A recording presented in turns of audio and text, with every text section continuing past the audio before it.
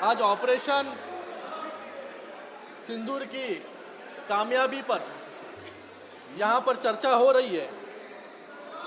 मैं अपनी पार्टी शिवसेना और अपने नेता एकनाथ शिंदे जी को धन्यवाद देता हूँ। और आज मैं यहाँ पर सेना को बहुत बहुत धन्यवाद देता हूँ कि आज सेना ने जो ऑपरेशन सिंदूर, सर देखिए हाउस ऑर्डर में लाइए सर। 1.5 लाख रुपया दे के आया हूँ, एक दिन के लिए आपकी अंतरात्मा मर चुकी है क्या? Nobody is speaking। मैं 1.5 लाख रुपया एक दिन के लिए आया हूँ त्योहार से यहाँ तक। मुझे बोलने दीजिए, मैं कश्मीरी हूँ। ऑपरेशन सिंदूर मेरे इलाके में लड़ा गया, लाशें मेरी गिरी। सर देखिए उधर खड़े सब बैठूंगा तो और क्या करूँगा? विशाल बोलिए शिंदे जी, बोलिए शिंदे जी, प्लीज ऑर्डर में सर, प्लीज बैठिए।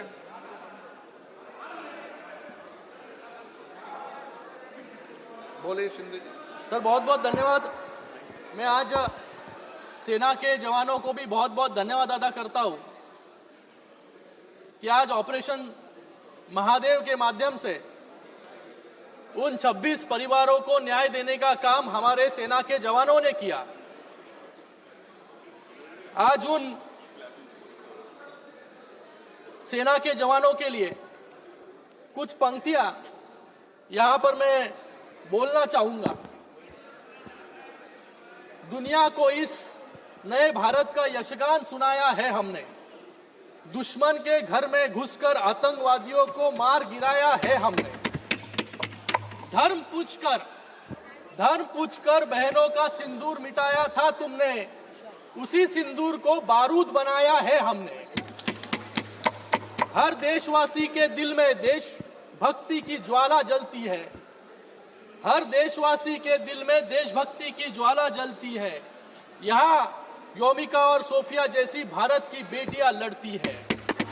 पहलगाम का बदला लेकर दुनिया को ये बता दिया, भारत पर हमला करने की कीमत कितनी भारी पड़ती है। आज मैं हमारे सेना के जवानों का त्रिवार अभिनंदन करता हूं, उनको धन्यवाद देता हूं। सभापति, ये क्या ठीक नहीं ना? ये ऑर्डर में सर, ऑर्डर में लाइए सर, ऑर्डर में लाइए। ठीक नहीं। माननीय सदस्यगण प्लीज बी सीटेड। माननीय सदस्यगण please be seated, please be seated. माननीय सदस्यगण प्लीज बी सीटेड। माननीय सदस्यगण सभी को बोल रहा हूं, प्लीज बी सीटेड।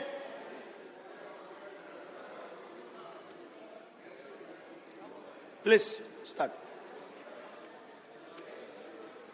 मैं यहां पर जो लोग पहलगाम में आतंकवादी हमले में मारे गए उनको भी श्रद्धांजलि यहां पर व्यक्त करता हूं। यहां पर सभी लोग विपक्ष के इंटेलिजेंस फेलियर के बारे में बात कर रहे हैं, पूछ रहे थे कि आतंकवादी कैसे आए, कहां से आए,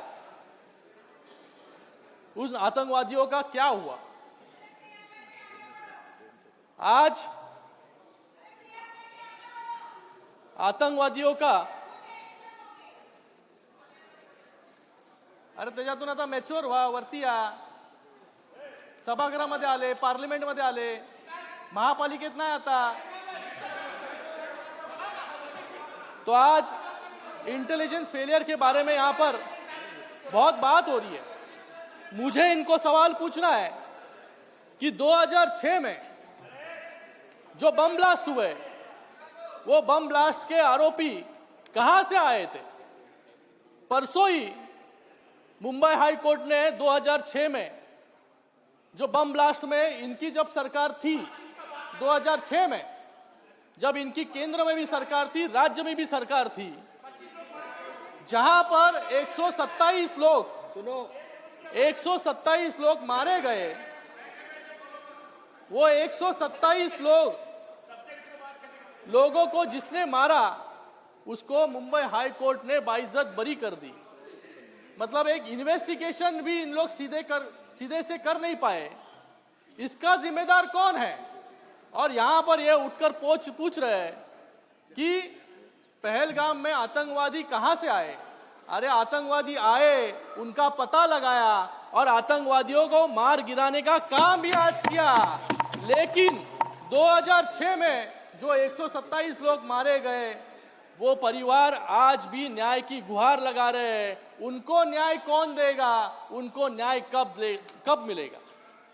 2006 हुआ, फिर उसके बाद शाहिद लतीफ, आपको याद रहेगा, आपने यहां पर कहा कि टीआरएफ ऑर्गेनाइजेशन ने कितने आतंकी हमले किए। लेकिन मैं इनको पूछना चाहूंगा, जो शाहिद लतीफ और उसके साथ 25 आतंकवादियों को जो लिस्टेड टेररिस्ट थे, एलईटी के, जैश ए मोहम्मद के, हिजबुल मुजाहिदीन के, उनको छोड़ने का काम किसने किया? जिसने फिर पठानकोट पर हमला किया। ये शहीद लतीफ को छोड़ा क्यों? हमारे गृह मंत्री ने यहां पर कहा कि पोटा का कायदा हमारी सरकार लेकर आई, लेकिन वो पोटा का कायदा रद्द करने का काम, रिपील करने का काम किसने किया?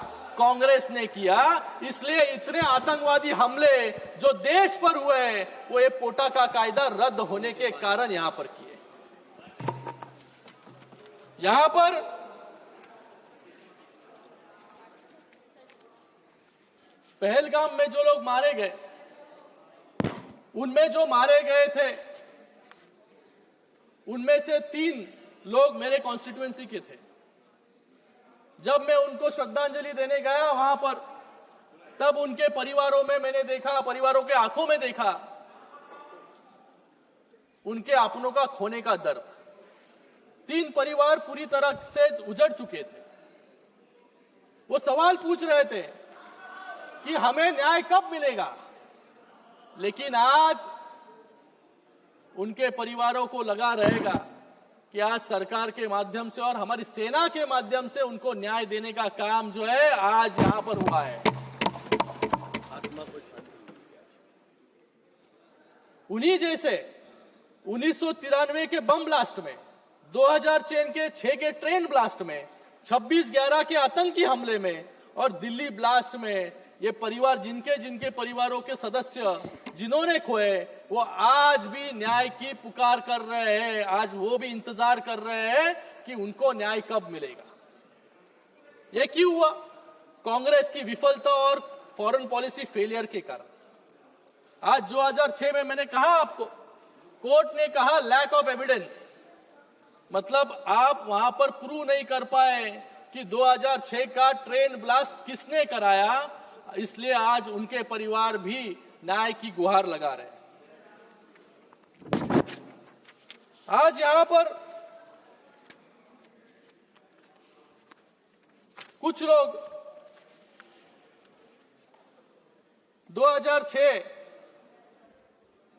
हमारे सदस्य साथी अरविंद सावंत जी कल पूछ रहे थे कि 2006 वालों को न्याय कब मिलेगा, 2006 में ट्रेन में मारे गए लोगों को न्याय कब मिलेगा। मुझे उनको कहना है कि अगर बगल में पूछ लेते तो उनको पता चल जाता। कल कुछ लोग यहां पर बोल रहे थे कि ऑपरेशन सिंदूर एक तमाशा है। मुझे उन लोगों को यहां पर कहना है कि जब 2008 में मुंबई में बम ब्लास्ट हुआ, तब इनके मुख्यमंत्री एक बॉलीवुड के डायरेक्टर को लेकर जाकर ताज में उनको लेके जाने का काम इनके ही मुख्यमंत्री ने किया फिल्म बनाने के लिए। फिर बाद में इनके ही गृह मंत्री ने कहा कि बड़े बड़े देशों में छोटी छोटी बातें जो है होती रहती है। फिर इनके ही जो गृह मंत्री थे, जो 3-3 बार जो है कपड़े बदलते थे, ये तमाशा तब होता था। लेकिन आज फैसला ऑन द स्पॉट। आपके गृह मंत्री के बारे में बात कर रहा हूं, तब के पुराने गृह मंत्री। और यहां पर मैं कुछ सवाल पूछना चाहूंगा आतंकवादी इकबाल मूसा जो 93 ब्लास्ट में दोषी पाया गया, ये इकबाल मूसा मुंबई में जब लोकसभा के चुनाव शुरू थे तब यूबीटी के प्रत्याशी के प्रचार के लिए 93 के बम ब्लास्ट का कन्विक्ट यहां पर उनका प्रचार करने आया था। और आज वही पूछ रहे हैं, बताओ उत्तर दो। आज वही पूछ रहे हैं कि ये आतंकवादी जो आए हैं वो कहां से आए। अरे ये इकबाल मूसा कहां से आया? ये इकबाल मूसा किसके प्रचार में आया? ये इकबाल मूसा कौन से पार्टी के प्रचार में आया? ये भी अरविंद सावंत जी को बताना होगा।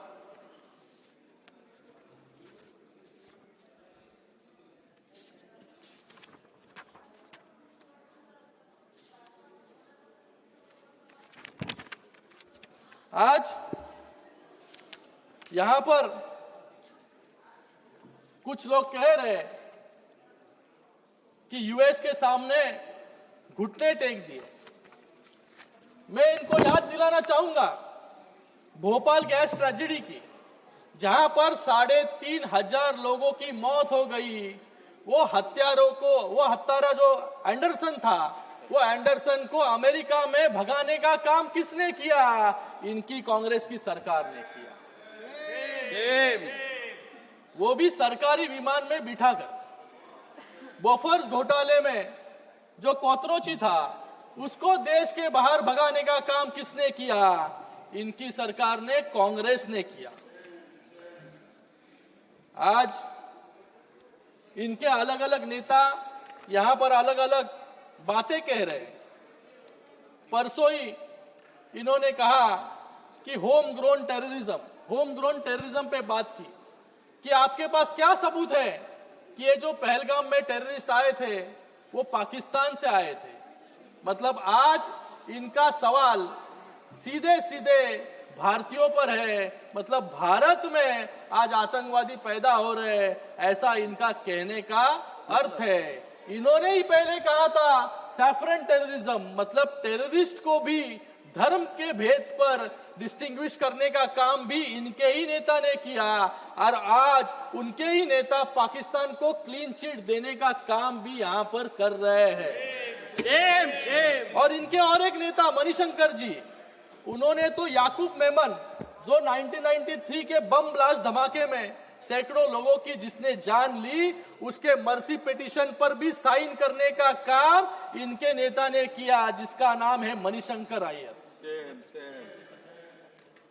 उन्होंने क्या कहा? हमें पाकिस्तान का सम्मान करना चाहिए क्योंकि वो न्यूक्लियर पावर है।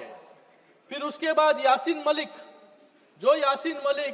जिसने आतंकवाद कश्मीर में फैलाने का काम किया, उसको गेस्ट ऑफ ऑनर बनाकर प्रधानमंत्री के बाजू में बगल में बिठाने का काम भी इनके ही सरकार ने किया। शाहिद लतीफ के बारे में मैंने कहा यहाँ पर कि 25 आतंकवादियों के साथ शाहिद लतीफ को जब छोड़ा गया, वही शाहिद लतीफ फिर से आकर पठानकोट पर हमला करने का काम भी शाहिद लतीफ ने किया। ये तो ड्रेडेड टेररिस्ट थे, कोई लश्कर तोयबा का था, कोई मुजाहिदीन का था, कोई जैश ए मोहम्मद का था। आप जानते हुए भी आपको दोस्ती पाकिस्तान के साथ बढ़ानी थी, इसलिए इतने सब टेररिस्ट को खुलेआम छोड़ने का काम आपने किया। अगर आप नहीं छोड़ते तो ये हमले जो है ये नहीं होते।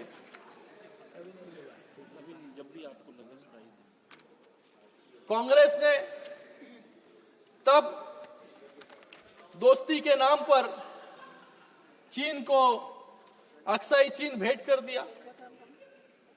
दोस्ती के नाम पर कोको द्वीप समूह म्यांमार को दे दिया।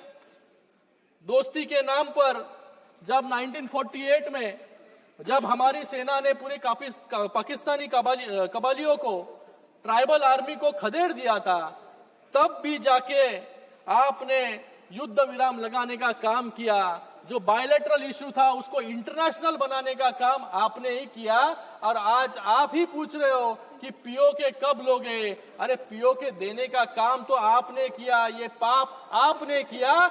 लेकिन आपको बता दूं, जिस तरीके से 370 हटाने का काम किया, राम मंदिर बनाने का काम किया, वक्फ का निर्णय लेने का काम किया, पीओके भी जरूर जो है हिंदुस्तान का हिस्सा बनाने का काम भी हमारी ही सरकार में होगा।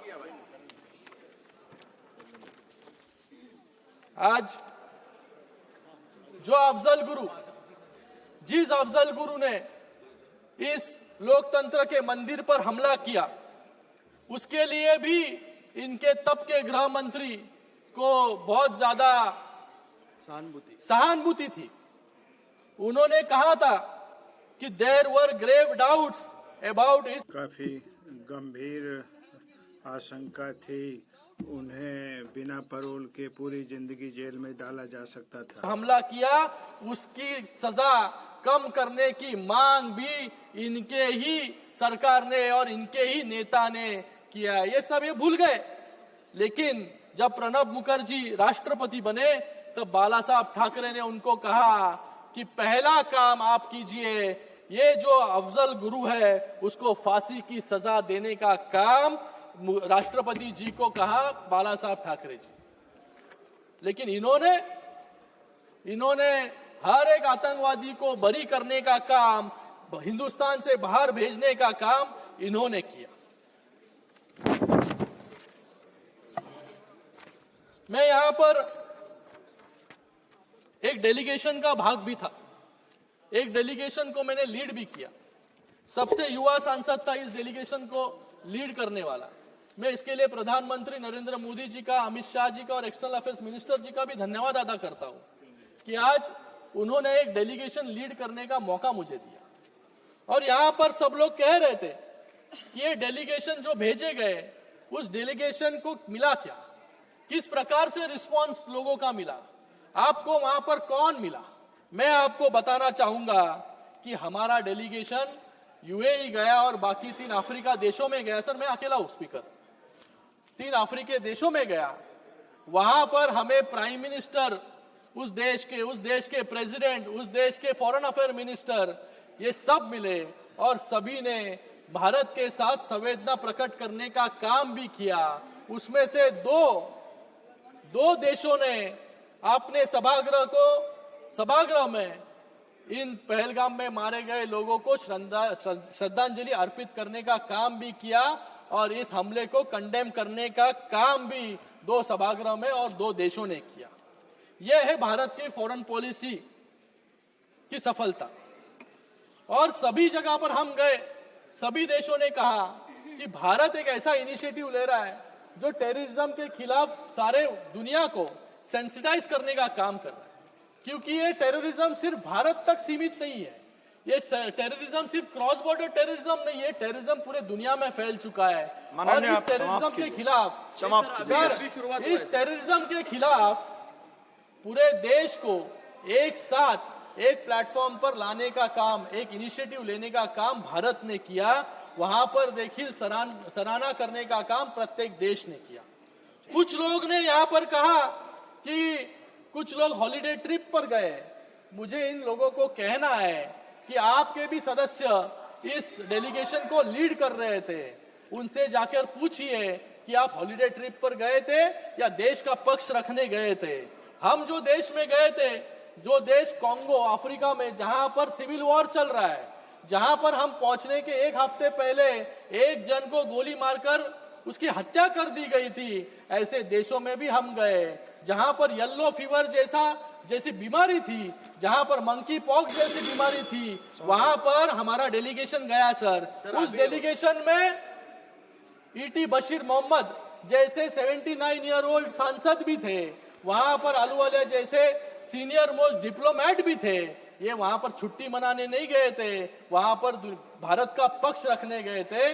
इसलिए 2 सभागृह में मुझे संबोधन करने का अवसर वहां पर मिला और वो चारों देश भारत के साथ खड़े हुए।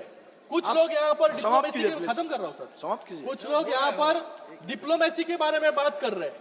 मैं उनको कहना चाहूंगा, diplomacy is not done over x. कुछ लोग कह रहे थे जो कूटनीति जो है एक्स पे नहीं का काम जो है प्रधानमंत्री महोदय ने किया, उनके लिए मैं कहना चाहूंगा डिप्लोमेसी तो कूटनीति एक्स पे नहीं किया जाता है, आमने सामने किया जाता है, मुक्त देशों के बीच किया जा सकता है, लुटियन दिल्ली में भी नहीं किया, लेकिन विदेश। तर संसदेतून खासदार श्रीकांत शिंदे बोलत होते. त्यांनी काँग्रेसवरती निशाणा साधलेला आहे.